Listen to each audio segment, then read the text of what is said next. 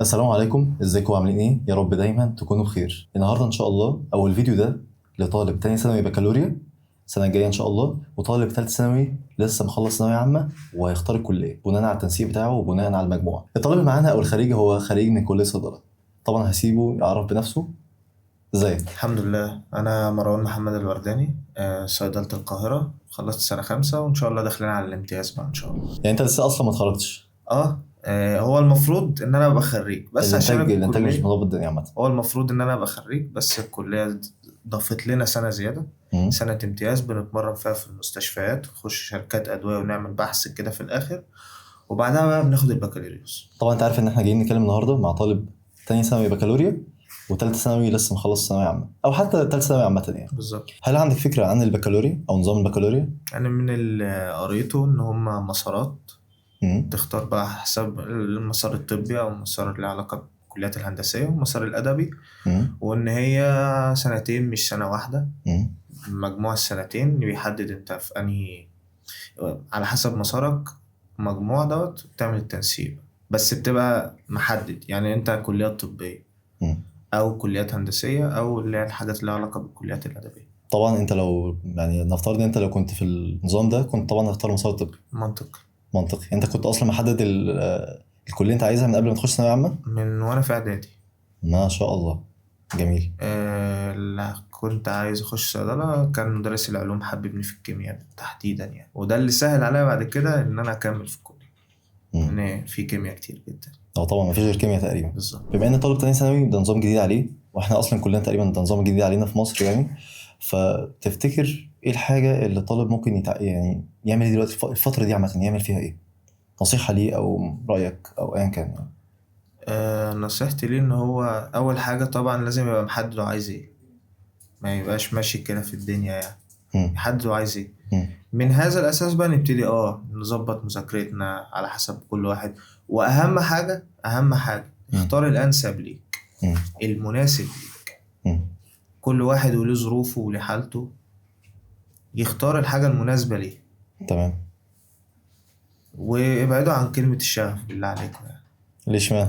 عشان الكلمة دي مطاطة جدا وحجة لأي واحد إنه يكسل.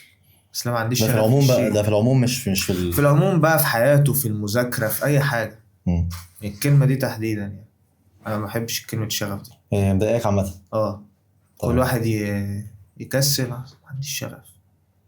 طب يعني قصدك ان طب قصدك ان هو الشغف بالنسبة له ان هو لما مثلا يبدأ في الدراسة او ايا كان احنا. عموما لأنه خلي بالك برضه في قصة الشغف، أنت حتى لو دخلت الشيء اللي أنت حابه هيجي عليك وقت وتنطفي يعني. بالظبط. طب أنا خلاص هنوقف، ما لازم نكمل. ده على فكرة النقطة دي هتفرق معاهم قوي لان هي السنة طويلة، هي مش سنة. بالظبط، السنة طويلة جدا، هي انت سنتين. عندك سنتين. فده يعني ماشي، انت المواد اقل بس الضغط النفسي، بالظبط. ويعني الضغط النفسي هيبقى كبير اوي سنتين على على الطالب نفسه وعلى الاهالي. مم. ضغط نفسي ومعنوي ومادي، ضغط من كل النواحي. مم. فسهل الدنيا على نفسك وابتديها واحدة واحدة. وبلاش تبقى بالظبط. بتتكلم ان هو انا شغفي قل، انا مش بالظبط قادر، انا كسلت. وكده. برضو المشكلة ان الواحد بيبدأ سواء اي حاجة عموما بحماس زيادة، فبيبقى طاحن نفسه، فبيجي بعد الوقت خلاص مم. هو طاحن نفسه من الاول. لا، انا نصيحتي مثلا انت دخلت تانية او تالتة، سواء طالب بكالوريا او سواء طالب ثانوية عامة، تخش تبتدي ازاي. انت مثلا هتخش دروس خلاص وبتاع، كل اللي تعمله احضر درسك سواء اونلاين سواء سنتر على حسب اللي يريحك. حل الواجب ليلة الدرس، راجع اللي انت خدته بس. مش عايز ده منك نظام اكتر من مذاكرة كده. عامة بقى. مش عايز اكتر منك. مم. مش عايز منك من في البداية اكتر من كده. مم. اللي عندك هواية بتحبها مارسها، لان هيجي عليك وقت غصب عنك التراكمات، المنهج بيكبر، فغصب عنك هتبتدي تقلل من مم. هواياتك، مم. خروجاتك، على حسب بقى كل واحد ودماغه. ايا كان المسار، بس ايا لازم كان يكون عندك المسار. الفكره دي او لازم يبقى عندك كونسبت بالظبط، ده. وان انت تبتديها واحده واحده، مم. واحده واحده، وعلي الريتم. مم. معنى انت هتلاقي نفسك غصب عنك بتعلي الريتم. مم. انما تبتديها جامد مره واحده صدقني ما يعني من اللي انا شفته ما حدش عمل كده وفلح عموما يعني. خد بالك برضو ان في نقطه مهمه، احنا لسه ما جربناش، او احنا كان اخر حد يجرب تقريبا نظام البكالوريا ده كان اهالينا. اه لا زمان يعني بقى زمان بقى. خالص. ف... فهي نقطه جديده قوي، نقطه ان الطالب يبقى عنده ستريس مده سنتين. والدي كان كده. عندك كان عندك. والدي كان كمان بقى إيه اللي هو سنتين وفي تحسين، مم. بس التحسين كان على ايامهم اسمه مستوى رفيع. مم.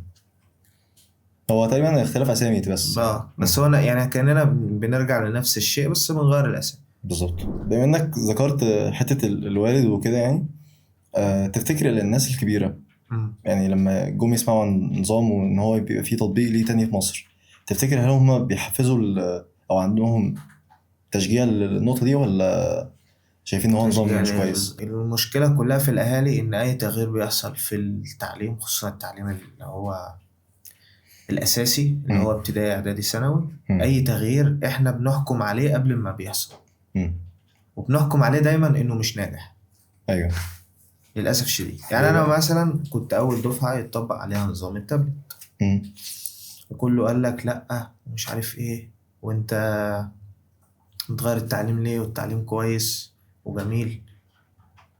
النظام دوت كفكرة هو فكرته حلوة، بس مم. احنا مشكلة دايما فكرة التنفيذ، وفكرة برضو ان الاهل هو مش فارق معاه جودة التعليم قد ما فارق معاه ابنه هيوصل لإيه.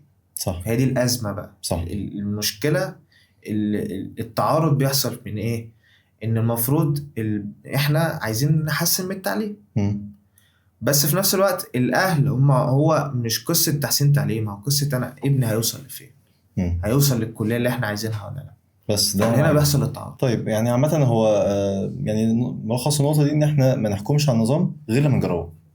ان هو خلاص اتطبق. بالظبط انت في ايدنا حاجه مش في ايدنا حاجه. بالظبط. فاحنا لازم قوي يعني لازم خلاص بقى يبقى نشوف المزايا من النظام، ونحاول نزودها ونحاول نستفيد بالظبط. منها كطلبة، والعيوب ونحاول نتفاداها عامة. وممكن يعتبر من مزايا ان فكره المواد قلت، وان انا يعني وجهت الطالب بدل مثلا ما كنا بندرس 7 مواد مم. ومفتوحه كده كلها، وكنت بدرس تاريخ وجغرافيا في وأدب. اولى مثلا والحاجات اللي زي كده، لا احنا من تانية لا انت شوف المسار اللي يعجبك من اولها كده، مم. وده اللي هتبني عليه. بس يعني هي ازمتها طبعا الضغط النفسي اللي بتتعرضه سنتين ثانوية عامة كتيرة برضه. بالظبط. هو احنا برضو لحد دلوقتي احنا مش قادرين نقول كلمة بكالوريا، لأن احنا متعودين إن هي ثانوية عامة. بالظبط، ما هي اسمها ثانوية عامة. هي بالظبط كده. فأنت هو فعلا ثانوية عامة سنتين دي نقطة كبيرة، ميت. ولكن الطالب المفروض ان هو بقى يبدا يتاقلم، يبدا بالظبط. مساعده من الاهل، مساعده من المدرسين. والاهل يصبروا شوية على برضه يعني على على الشباب، لان للاسف برضه الضغط ده بيعرضهم لحاجات نفسية، وزي ما بنشوف كل سنة حاجات يعني اللي بيحصل بقى مش مم. عايزين نذكر يعني، بس حاجات بتحصل بسبب التوتر والضغط النفسي لازم ومش عارف ايه. بالراحة على الشباب شوية. طيب يعني تفتكر السن ده، يعني انا دلوقتي انا شاب عندي 16 17 سنه، خلاص انا اخترت المسار بتاعي وعارف ان انا دي مرحله جديده عليا، وجديده على النظام كله. تفتكر انا في السن ده ايه الحاجه اللي ممكن تخليني ابقى يعني جاهز نفسيا لان انا آه، يعني اذاكر، اشتغل، اثبت نفسي في السنه دي ازاي؟ أول حاجة يبقى ليك يعني أنت محدد لنفسك حاجة، محدد مم. لنفسك عايز تخش إيه. طب تفتكر هل الطالب في عاوز إيه المرحله دي اصلا هيبقى عنده القدره ان هو يحدد؟ المفروض يعني المفروض مم. كم يعني من سنه، من ما شاء الله السوشيال ميديا ما خلتش حاجة. مم. ف وعنده عقل المفروض، فبيفكر ويميز ويشوف إيه الحاجة اللي بيحبها أو المناسبة ليه ويختار. انا برضه هنيجي نقطه، يعني تلاقي ان الاهل عامه هم يعني بنسبه ممكن بيأثروا على اختيار بالظبط، ويبقوا شايفين ان انت لسه مش جاهز للقرار زي ده. ما هي القصة برضو إن يعني في الأول في الآخر أهلنا هم عايزين لنا أحسن حاجة، مم. بس القصة كلها في اختلاف وجهات نظر. مم. الصح بقى إن نحاول تقرب وجهات النظر لبعض يعني. بالظبط. لما مثلا انت في دماغك حاجة، يعني مثلا انت جايب مجموع عالي، فاهلك لو انت في حاجة طبية خش طب، لو في حاجة هندسة خش هندسة. مم. انت مثلا شايف ان لو انا لا انا ممكن اخش حاسبات او اخش او علوم مثلا. يعني ليا يعني تجربة، صديق شخصي ليا مم. كان جايب مجموع اعلى من مجموع هندسة وفي الاخر دخل علوم. مم. ده ما شاء الله. هو داخل علمي، طب داخل علمي رياضه ليه دخل طيب؟ علوم لسبب علوم رياضيات بحتة، وعايز قسم رياضيات بحتة. ده عنيف. ما هي دي الفكرة بقى. اه. الفكرة في ايه بقى؟ انه يحاول يقنع اهله ويقرب وجهات النظر ويكلمهم من وجهة نظره. ما هو برضو التعارض بيحصل ايه؟ انا في وادي وهو في وادي، مم.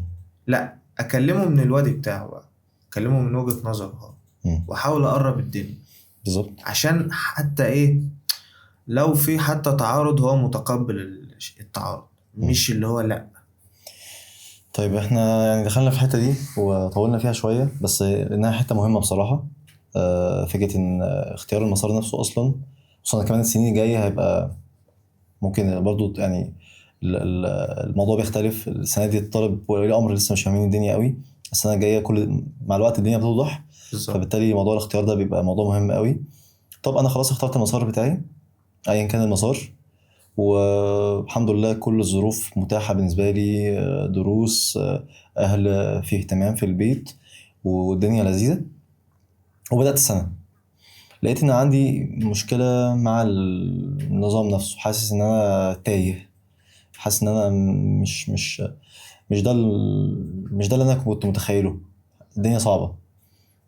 تفتكر انا اعرف اقوم نفسي ازاي، او يعني اعرف ارجع نقطة الحماس اللي كانت عندي من اول سنة يعني اول حاجة ارجع لحد كبير اكلمه.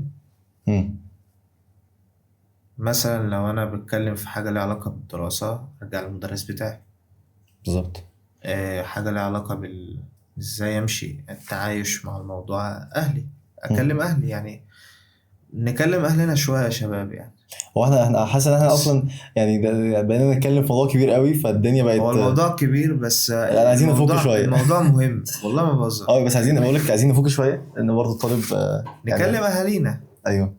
يعني احنا دول اولى ناس نكلمهم ونحكي لهم احنا جوانا ايه، مشاكلنا ايه، مم. عارفين نمشي ولا لا في الموضوع. اصحابنا لو في حد من اصحابنا صحابنا بس باشي، يكون كويس، يكون كويس، شخصية شخصية. كويسة. ايوه.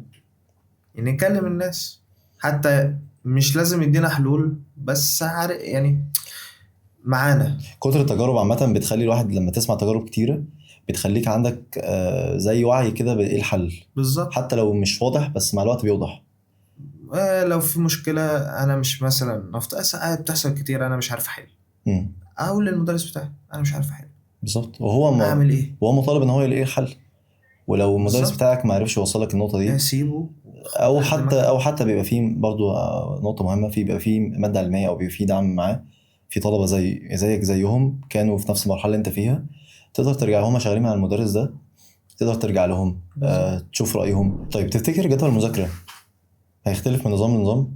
يعني بما اني في بكالوريا دلوقتي اهو. أنا طريقة المذاكرة بتاعتي هي أنا عشوائي شوية، مم. ما بمشيش على جدول. واعتقد في نسبة كبيرة من الطلبة عشوائيين. بالظبط. أنا كنت إيه اليوم بيوم، مم. والله اليوم ده إحنا إيه اللي ناقصنا. مم. يعني مثلا كان ناقصني ما حليتش واجب الكيمياء، مم. أحل واجب الكيمياء، خلصته عندي وقت، شوف بقى إيه حاجة راجعها. مثلا بقالي فترة ما براجعش الفيزياء أو الأحياء أيا كان بقى، عشان أنا مش عارف المواد بالظبط يعني بتاعت نظام البكالوريا. مم. أراجعها. مم. بالظبط. فهي دي الفكرة. فاللي هو أنا كنت إيه، إحنا نصحى النهاردة ونشوف إيه يعني اللي من الاخر ناقصنا. كده، طب انا عندي سؤال. يعني برضه عشان يعني مش بقول إن ده الصح المطلق أو دي الحاجة اللي لازم أي كل حد طالب بيبقى يعملها. ليه نظام. أنا يعني أنا بالظبط. دنيتي كده. يعني أنا ما بعرفش أمشي على جدول، مم. ما بعرفش أحط جدول. طب على الاقل بتحدد في اهدافك في اليوم ناس ولا؟ لا زي ما تيجي، ده بالنسبة لي أنا يعني. بس تمام. مش بقول إن ده الصح، بس القصة مش صح كلها. المطلق بالظبط. ولا غلط أنا المطلق أنا برضه. طبيعتي كبني آدم تخليني كده. مم. في ناس لا سيستم، هو عايش بسيستم وده كويس. مم. في ناس تانية لا يعني بيحب الدنيا تفك شوية، ايوه. انا كده، مم. انا ما بعرفش احط لنفسي جدول وامشي عليه.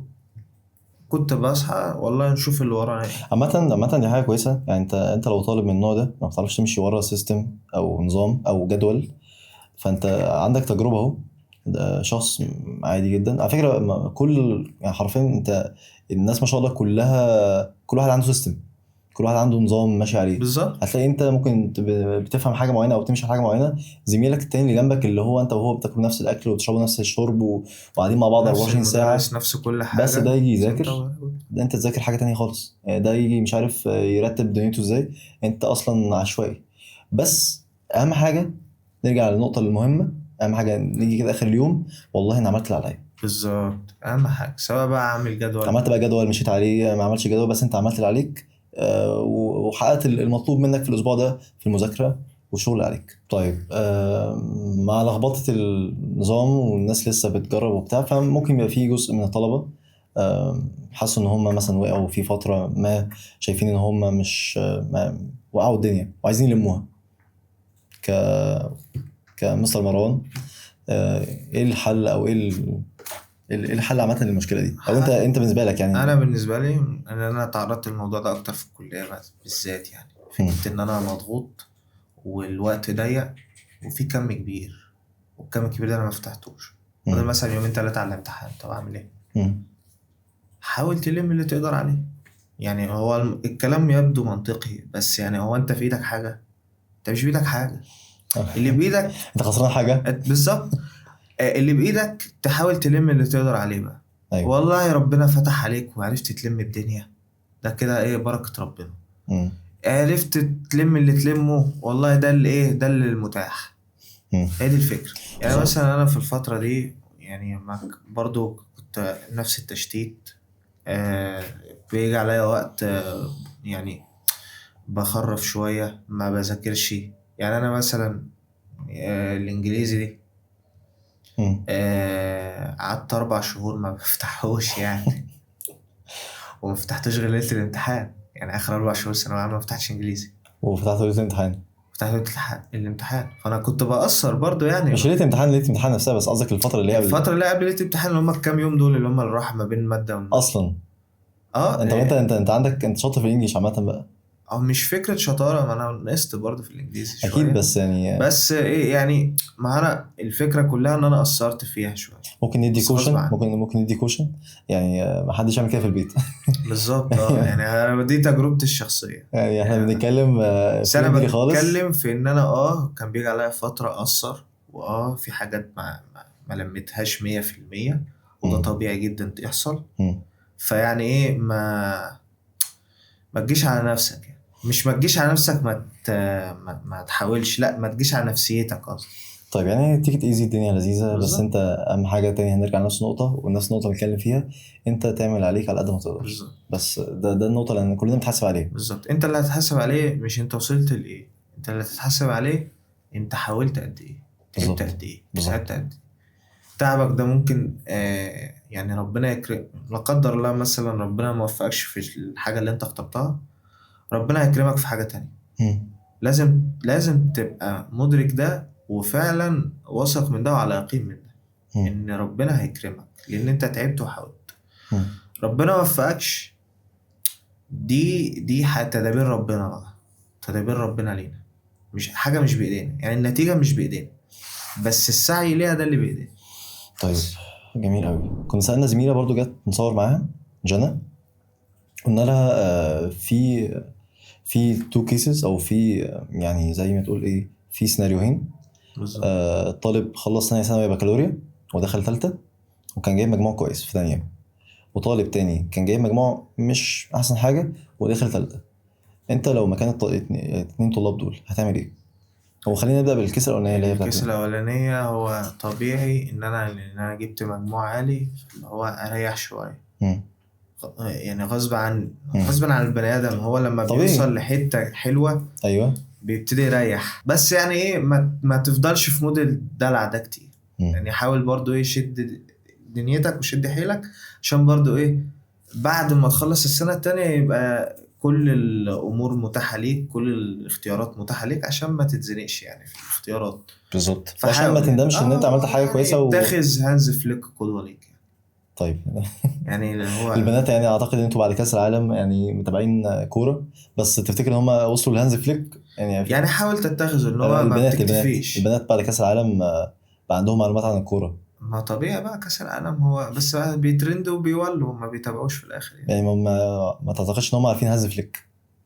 لا ما اعتقدش. عامه هو مدرب فريق برشلونه يعني. بالظبط، خدوا قدوه ليك، هو ما بيكتفيش. امم بس هي دي الفكره، حاول انت ما تكتفيش. طب كويس. وبالنسبه للسيناريو التاني؟ السيناريو التاني لا قدر الله مجموعك مش أحسن حاجة، برضه نرجع لنفس الموضوع. أنت ما كل اللي بإيدك إنك تحاول. اتوفقت ما توفقتش خلاص، الدنيا ضاعت منك في تانية. حاول بقى إيه تنقذ ما يمكن إنقاذه، بالظبط. بحيث إن برضه ما تبقاش الدنيا بايظة خالص. أصل مم. مجموعة وحش في تانية، مجموعة وحش في تالتة كمان، طب أنت هتختار إيه بقى؟ هتترمي في أي حتة بقى مع احترامي يعني. خلاص. يعني مش فكره تترمي في اي حته، بس انت مش هتلاقي الحاجه اللي انت عايزها، او بنسبه كبيره بلاش الجملة دي. بالظبط. انت مش هتلاقي حاجه اللي انت عايزها، او مش هتبقى عندك الصلاحيه انك تختار اللي انت عايزه. بالظبط. وحتى برضو لو يعني مثلا حسنت برضو ما رحتش للحتة اللي انا عايزها، بس في اختيار يعني، على الاقل في اختيارات برضو، حاجات ممكن قريبة للي انا كنت عايزه، او يعني ايه، لا في اختيارات كتيرة. وبرضو في الاول وفي الاخر انت حددت لنفسك هدف، لازم تحط بدائل. ما ينفعش تصب كل مجهودك ان لا ده او لا مفيش حاجة تانية. لا، ادي لنفسك بدائل.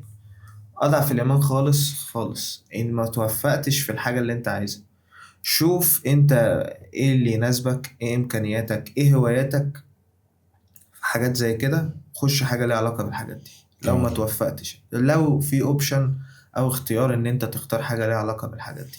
طيب اعتقد اخر نقطه ممكن نتكلم فيها مع طالب تانية ثانوي بكالوريا، يعني اعتقد ان احنا اتكلمنا كتير قوي معاه وهو عمال يسمع ويسجل يعني. النقط دي برضو كان في نقطه حابب اتكلم معاك فيها. الطالب المفروض ان هو ان شاء الله السنه الجايه بيحدد المدرسين اللي بيحضر معاهم، وطبعا بطبيعه الحال في مواد جديده لان نظام جديد، في مواد لسه ظاهره ولسه في مدرسين برضو على الساحه جداد يعني. فانت ايه رايك الطالب ازاي يختار المدرس اللي هيحضر معاه؟ وفي نقطه بتبقى مهمه قوي ان الطالب بيفضل يقول لك انا احضر مع انهي مدرس، وياخد راي طلبه كتير قوي على الجروبات، على الفيسبوك، تيك توك ساعات، يسمع من زميله صاحبه اللي هو لسه قده ولسه نفس التجربه اصلا. فانت ايه رايك؟ لا أنا رأيي إن في أول شهر مثلا شهرين بدأنا ثانوية عامة يعني وبدأنا دروس، جرب يعني جرب المدرسين وشوف. اول حاجه طبعا المدرس اللي هترتاح معاه، انت مرتاح ان انت قاعد تسمعه وبتفهم منه ولا لا، عشان تعرف تكمل معاه. طب ينفع اقول حاجه مهمه؟ اتفضل. الراحه اهم في المدرس ولا الشرح؟ فهم. الراحه. الراحه. انا قالتك بدات الاول بكلمه الراحه فقلت يمكن لان الراحه ممكن تخليك مع مدرس مثلا شرحه مش 100%، مدرس تاني شرحه 100%، انت مقفول من المدرس. مش لازم مقفول منه بسبب حاجة، لا انت مش مرتاح وانت قاعد. فطبيعي لو انت مش مرتاح في حتة يعني مش هتفهم منه، فاهمني؟ هي دي الفكرة. فأهم حاجة الراحة، انت مرتاح ان انت قاعد وبتسمع الراجل يعني تشوف المدرس ده السيستم بتاعه ايه بتاع سواء بقى اونلاين، سواء هتنزل سنتر، سواء يوتيوب. يعني على حسب انت هتذاكر ازاي. بالظبط. اهم حاجه انت تقدم يعني تحط في الاولويات بتاعتك ان تحط في اولوياتك ان انت تبقى مرتاح الاول مع مدرس، لان ده اللي يخليك في الاخر تتقبل منه المعلومه. بالظبط. ايا كانت المعلومه هتبقى بتوصل لك 100% من اول مره، من تاني مره، من تالت مره، بس في قابليه اصلا في استقبال للمعلومه. بالظبط، ادي اهم حاجه. جميل قوي. وزي كل مره هشكركم الحمد لله ان انتوا يعني صبرتوا لحد اخر حلقه وسمعتوا الكلام، وان شاء الله تكونوا استفدتوا من الحلقه. وحابب اكد ان فكره البرنامج انك تخرج من الفيديو وانت عندك معلومه، يعني حتى لو بسيطه بس يبقى عندك معلومه تقدر تستفيد بيها في حياتك وفي الفتره الدراسيه اللي احنا بنتكلم عنها. ويا رب تكون فهمت، ويا رب تكون استفدت زي ما مستر بيتكلم. وقولوا لنا في الكومنتس تحت ايه الكليه اللي حابين نعمل معاها لقاء، او ايه الشخص اللي في الكليه اللي حابين نعمل معاه لقاء. السلام عليكم. السلام عليكم. والسلام عليكم.